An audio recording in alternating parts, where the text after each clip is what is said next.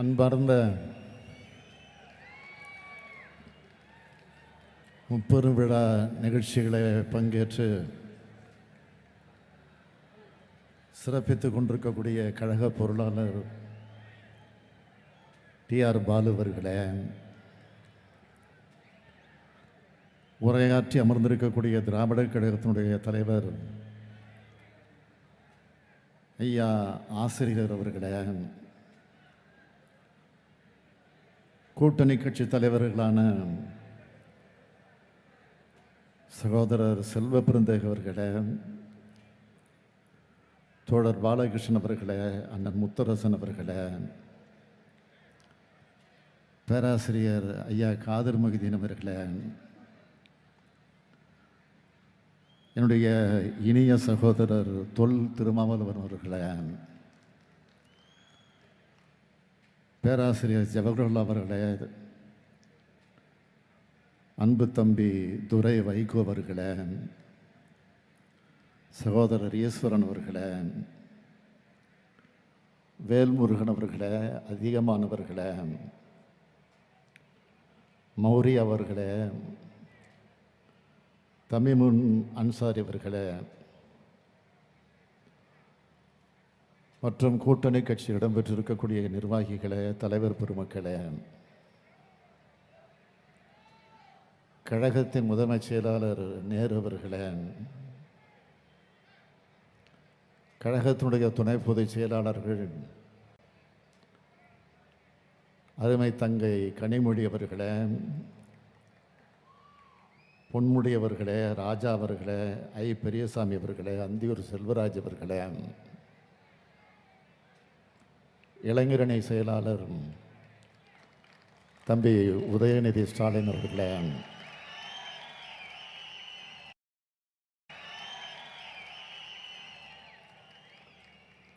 இந்த சிறப்பான நிகழ்ச்சி ஏற்பாடு செய்திருக்கக்கூடிய எதிலும் வல்லவர் என்று தலைவர் கலைஞரால் போற்றப்படக்கூடிய அமைச்சர் வேலு அவர்களே, செயல் வீரர் முத்துசாமி அவர்களே, ஒன்றுபட்ட கோவை மாவட்ட கழகத்தினுடைய செயலாளர்களே, கழகத்தின் ஆற்றல்மிகு மாவட்ட செயலாளர்களே, அமைச்சர் பெருமக்களே, வெற்றி பெற்று உங்கள் முன்னால் அமர்ந்திருக்கக்கூடிய நாடாளுமன்ற உறுப்பினர்களே, வருகை தந்திருக்கக்கூடிய சட்டமன்ற முன்னாள் இந்நாள் உறுப்பினர்களே, கழகத்தினுடைய துணை அமைப்புக்கெல்லாம் பல்வேறு அணிகளை சார்ந்த பொறுப்பாளர்களே, அமைப்பாளர்களே, கழக அமைப்பு செயலாளர் ஆர்.எஸ். பாரதி அவர்களே, தலைமை கழக நிர்வாகிகளே, கூட்டணி கட்சியில் இடம்பெற்றிருக்கக்கூடிய செயல் வீரர்களே, பத்திரிகை மற்றும் ஊடகத்துறையை சார்ந்திருக்கக்கூடிய நண்பர்களே, பெரியோர்களே, தாய்மார்களே, என் உயிரோடு கலந்திருக்கக்கூடிய தலைவர் கலைஞர் அவர்களின் உயிரினும் உயிரான அன்பு உடம்பிறப்புகளே, கோவைக்கு கடந்த முறை வந்ததை நினச்சி பார்க்குறேன். தேர்தல் பரப்புரைக்காக வந்தப்போ எவ்வளவு சிறப்பாக கூட்டம் நடைபெற்றுச்சோ அதை விட சிறப்பான வெற்றியையும் கொடுத்து மிக பிரம்மாண்டமாக இந்த வெற்றியை விழாவை ஏற்பாடு செஞ்சிருக்கக்கூடிய மாண்புமிகு அமைச்சர்கள் செயல் வீரர் முத்துசாமி அவர்களுக்கும் தம்பி டிஆர்பி ராஜா அவர்களுக்கும் ஒன்றுபட்ட மாவட்ட கழகத்தினுடைய செயலாளர்கள் நிர்வாகிகள் அத்தனை பேருக்கும் என்னுடைய பாராட்டுக்களையும் வாழ்த்துக்களையும் தெரிவித்துக் கொள்ள விரும்புகிறேன். கடந்த முறை இங்கே நான் கலந்துக்கிட்ட கூட்டம் இந்தியா முழுக்க ட்ரெண்ட் ஆச்சு. 8 முறை தமிழ்நாட்டுக்கு வந்து பிரதமர் கட்டமைச்ச பிம்பத்தை நம்முடைய அருமை சகோதரர் ராகுல் காந்தி அவர்கள் ஒரே ஒரு ஸ்வீட் பாக்ஸ் கொடுத்து க்ளோஸ் பண்ணிட்டாரு.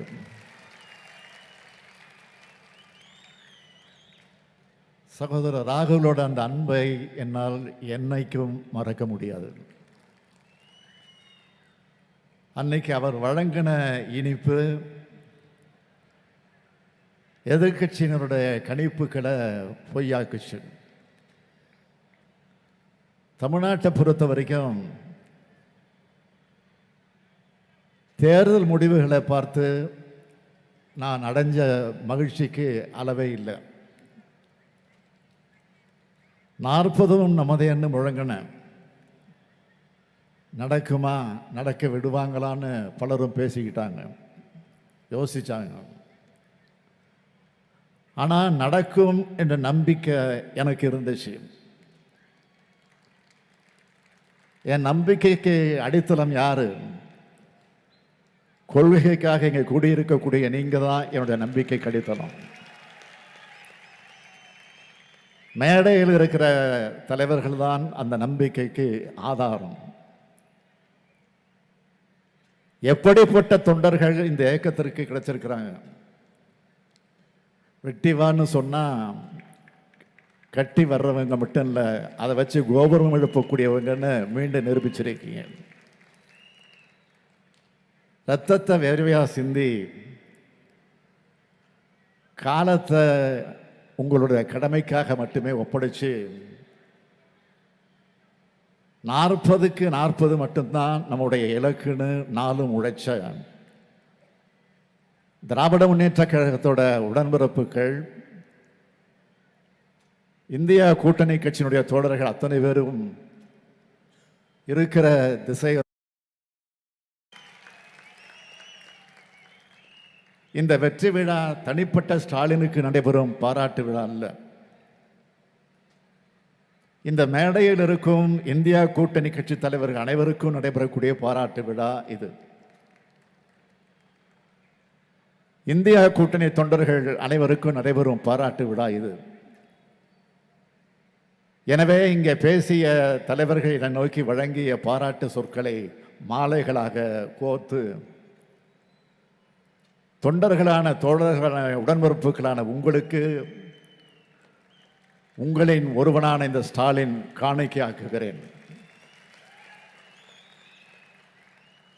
இது சாதாரண வெற்றி அல்ல, வரலாற்று சிறப்புமிக்க வெற்றி. இந்த கூட்டத்தை ஊடகங்கள் வழியாக பார்த்துக்கிட்டு இருக்கக்கூடிய தொண்டர்களுடைய உழைப்புக்கு கிடைச்ச வெற்றி. எல்லாத்துக்கும் மேல நம்ம அரசு மேல நம்பிக்கை வச்சு வாக்களிச்சிருக்கிறாங்கள தமிழ்நாட்டு மக்கள், அவங்களுக்கு கிடைச்ச வெற்றி. புதிய வரலாற்றை படைக்கிறதுக்கான வெற்றி இது. 2004ஆம் ஆண்டு நாடாளுமன்ற தேர்தலில் 40க்கு 40 வெற்றியை தலைவர் கலைஞர் அவர்கள் நமக்கு பெற்று தந்தார். அன்னைக்கு இருந்த நிலைமை என்ன? அப்ப ஆளுங்கட்சி அதிமுக. அந்த தோல்விக்கான காரணத்தை உணர்ந்து அம்மையார் ஜெயலலிதா மக்கள் விரோத நடவடிக்கைகளிலிருந்து பின்வாங்கினாங்க. உடனே செய்தியாளர்கள் தலைவர் கலைஞர்கிட்ட அதை பற்றி கேட்டாங்க. அவர் சிரிச்சுக்கிட்டே இது எங்களுடைய 41வது வெற்றின்னு சொன்னார். அது மட்டுமல்ல, 2004 கருத்து கணிப்புகளில் ஒன்றிய அளவில் வாஜ்பாய் தலைமையிலான பாஜக தான் மீண்டும் ஆட்சியை கைப்பற்றும்னு சொன்னாங்க. ஆனால் காங்கிரஸ் கூட்டணி தான் ஆட்சியை பிடிச்சது. இப்பவும் அதே மாதிரி தான். பாஜக அதே அடிப்படையில் இன்றைக்கு 400 இடங்கள் வரை கைப்பற்றும்னு சொன்னாங்க. ஆனால் அதை உடைச்சு பாஜகவை நாம உருவாக்கி இருக்கிறோம். இந்திய அரசியலமைப்பு சட்டத்தை மாற்ற நினைச்சவங்களை புரட்சியாளர் அம்பேத்கர் கொடுத்த சட்ட புத்தகத்துக்கு முன்னாடி தலைகுனிஞ்சு வச்சிருக்கணுங்க. இதுதான் தலைவர் கலைஞர் ஸ்டைலில் சொல்லணும்னா இந்தியாவுடைய கூட்டணியோட 41வது வெற்றி. 2004 நாம் 40க்கு 40 வெற்றி பெற்றப்போ ஆளும் அதிமுக மீதான அதிருப்தியில் பெற்ற வெற்றின்னு சிலர் சொன்னாங்க. அது அதிருப்தின்னா 2024 பெற்றிருக்கக்கூடிய 40க்கு 40 வெற்றி நம்ம திராவிட மாடல் அரசு மேலே மக்களுக்கு இருக்கிற திருப்தியில் கிடைச்ச வெற்றி. ஆனால் அதை பற்றி யாரும் சொல்ல மாட்டாங்க. நம்ம தொடர் வெற்றிக்கு காரணம் என்ன? கொள்கை உறவோடு கடந்த 5 தேர்தல்களாக தமிழ்நாட்டில் தொடர நம்ம கூட்டணி ஒற்றுமை தான் நம்ம வெற்றிக்கு அச்சாணி. அதனால தான் இப்போவும் நான் அழுத்தம் திருத்தமாக சொல்கிறேன், இந்த மேடையில் இருக்கிற தலைவர்களுக்கு இடையில் இருக்கிறது வெறும் தேர்தல் உறவு கிடையாது, கொள்கை உறவு.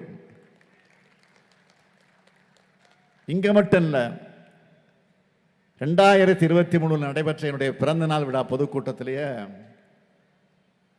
அகில இந்திய தலைவர்கள் அருகில் வச்சுக்கிட்ட காங்கிரஸ் இல்லாத கூட்டணி கரை சேராதுன்னு மேடையில் நான் அறிவித்தேன். அகில இந்திய அளவில் பாஜகவை தனிமைப்படுத்தினாதான் வெற்றி பெற முடியும்னு சொன்னேன். எல்லாத்தையும் விட நாட்டோட எதிர்காலமும் ஜனநாயகம் தான் முக்கியம்னு தொடர்ந்து சொன்னேன். அதோட விளைவு தான் 28 கட்சிகளை உள்ளடக்கின இந்தியா கூட்டணியை உருவாக்கணும். நாம் ஒன்று சேர மாட்டோம்னு நினைச்ச பாஜகவுக்கு அது அதிர்ச்சியாக இருந்துச்சு. உடனே இந்த கூட்டணி ஒன்று சேரக்கூடாதுன்னு என்னவெல்லாம் செஞ்சாங்க. ஒவ்வொரு கட்சிகளையும் ஐடி, இடி, சிபிஐ போன்ற புலனாய்வு அமைப்புகளை வச்சு மிரட்டினாங்க. காங்கிரஸ் கட்சிக்கும் கம்யூனிஸ்ட் கட்சிக்கும் வங்கி கணக்கை முடக்கினாங்க. டெல்லி முதலமைச்சரையும் ஜார்க்கண்ட் முதலமைச்சரையும் கைது செஞ்சாங்க. அது மட்டுமல்ல, தேர்தல் அறிவித்த பிறகு பாஜக என்னவெல்லாம் பண்ணாங்க. விதிகளை மீறி மக்களுடைய பிரிவினை உண்டாக்குற மாதிரி தேர்தல் பிரச்சாரம் பண்ணாங்க. சிறுபான்மை சமூகத்தினர் தரக்குறைவாக பேசினாங்க. உத்தரப்பிரதேசத்திலையும் ஒடிசாவிலையும் தமிழர்களை கொச்சைப்படுத்தினாங்க. ஏராளமான போலி செய்திகளை, பொய் செய்திகளை, அவதூறுகளை பல கோடி ரூபாய் செலவில் வாட்ஸ்அப்பில் பரப்புனாங்க. இவ்வளவு செஞ்சும் பாஜக வாங்கினது எவ்வளவு? 240 தான். இந்த 240 என்பது மோடியோட வெற்றி அல்ல, மோடியோட தோல்வி. அருமை நண்பர் ஆந்திர முதலமைச்சர் சந்திரபாபு நாயுடு அவர்களும், மரியாதைக்குரிய பீகார் முதலமைச்சர் நிதிஷ்குமார் அவர்களும் ஆதரவு தந்திருக்காவிட்டால் மெஜாரிட்டி ஏது? அவங்களால தான் மோடி இப்போ பிரதமராக உட்கார்ந்துருக்கிறார்.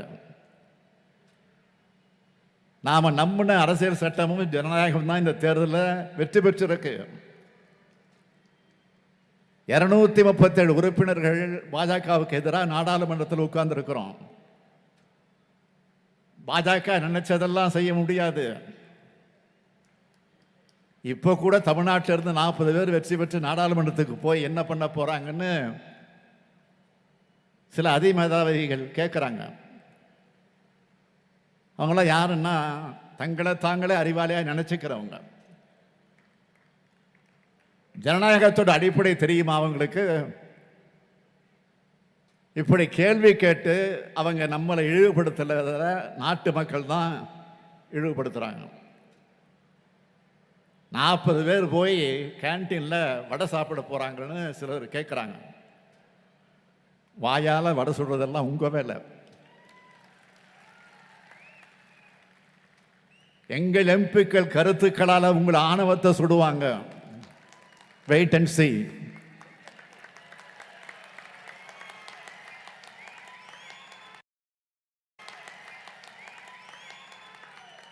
இதுக்கும் ஒரு எடுத்துக்காட்டு சொல்லட்டுமா? கடந்த 5 ஆண்டுகளில் நாடாளுமன்றத்தில் நம்ம எம்பிக்கள் 9695 கேள்விகள் கேட்டிருக்காங்க. 1949 விவாதங்களில் பங்கெடுத்திருக்கிறாங்க. 59 தனிநபர் மசோதாக்கள் கொண்டு வந்திருக்காங்க. இதை விட முக்கியமா அவங்களுடைய செயல்பாடுகள் அதை அங்கீகரிக்கிற இன்னொரு விஷயம் இருக்கு. ஒன்றிய அமைச்சர் இருக்கக்கூடியவர்களாக இருப்பவர்கள் அமித்ஷா, நிர்மலா சீதாராமன், ஏன் பிரதமர் மோடின்னு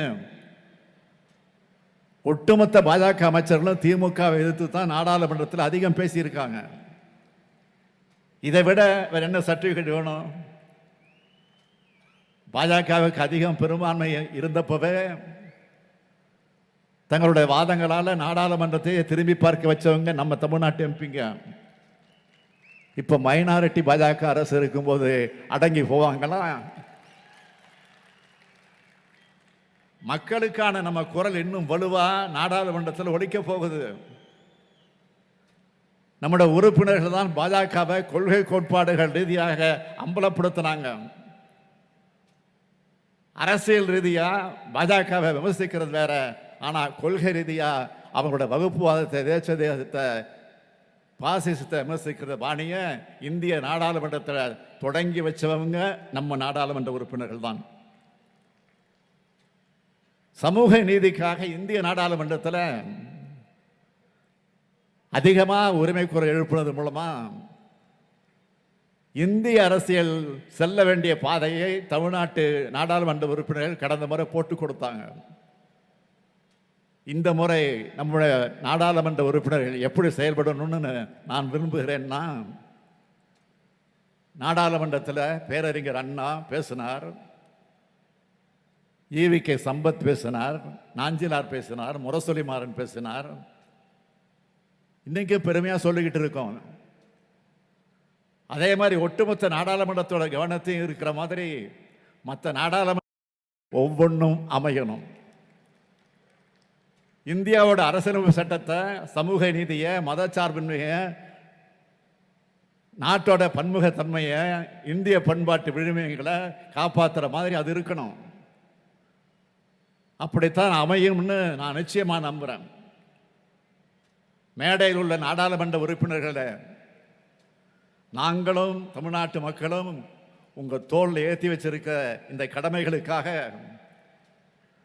தமிழ்நாட்டு உரிமைகளுக்காக நாடாளுமன்றத்தில் உரக்க பேசுங்க. பலம் பொருந்திய எம்பிக்கள் சேர்ந்து பலவீனமான மைனாரிட்டி பாஜக அரசை பாசிச பாதையில் செல்லாம தடுங்க. ஒற்றுமை உணர்வோட, கொள்கை திறத்தோட அனைத்து நாடாளுமன்ற உறுப்பினர்களும் செயல்படணும்னு நான் கேட்டுக்கிறேன். திமுக எம்பிக்கள் கூட்டத்தில் நான் சொன்னதை நினைவுபடுத்துகிறேன்.